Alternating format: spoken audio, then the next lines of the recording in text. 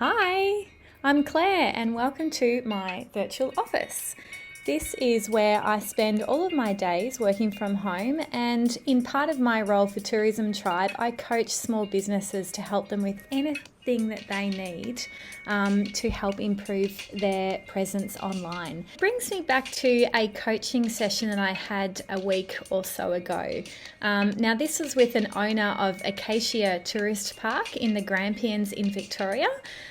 He's part of a digital champions program that has been offered as part of Grampians Tourism. And with our one-on-one coaching session, we talked about blogging. He was at that stage in his business where he's ready to take the next step, and blogging seemed like the most logical next step to take. And we all know that blogging, we hear that it's really good for SEO, and this is what I love about coaching sessions. It allows that time to explain why and to really put it into context for the operators to understand why these things are so good and how they work. So I love it when those dots connect with the operators.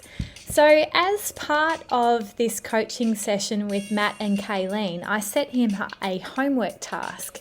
And his homework task was to create a video of one of the attractions in his region. We met up online in my virtual office space once again, and him and Kaylene showed me the video that they produced, and it was so impressive. Here's the video. Yeah, good morning. My name's Matt. I'm from Acacia Caravan Park in Ararat. Today we're going to have a bit of a chat about J-Walk, this beautiful old bluestone building behind me, built in 1859. Well, started construction in 1859, finished construction 1861, and was opened as a prison for the gold rush era. When the gold rush was on, there was heaps of criminals around, as you would expect, and so they needed a beautiful prison to lock them up in. In 1886 it actually turned from a prison to a prison for the criminally insane.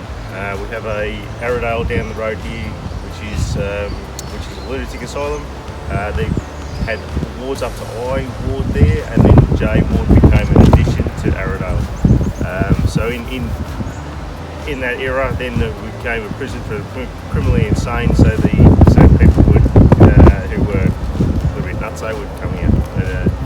But operated as a prison until 1991, and in 1993 it was opened up as a museum. So truly preserved building. Friends of J-Ward look after it, and they maintain it immaculately. This building, when people come to our caravan park, they ask what there is to see and do around the area. The first thing we tell them to go and to see and do is come to J-Walk. They do day tours here every day, 7 days a week they do day tours, and then on weekends, on Friday nights and Saturday nights, they do ghost tours.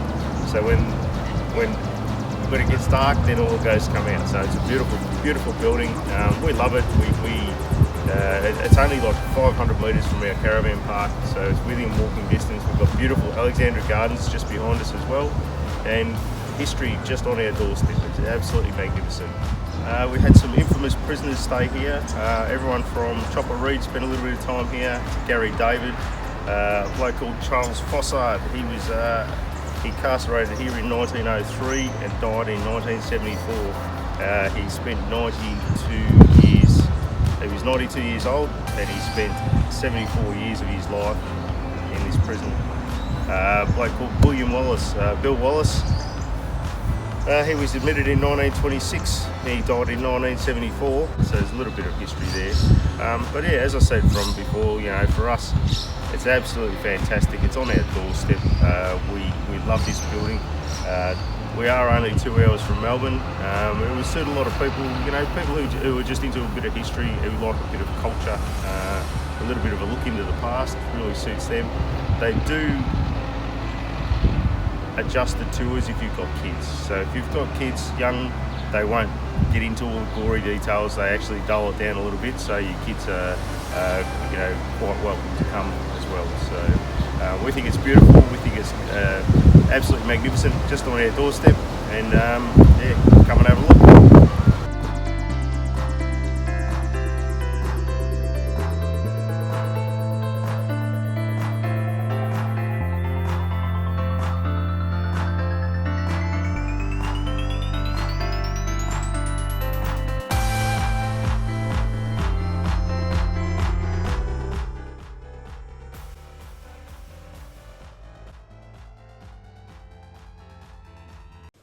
But how great was that?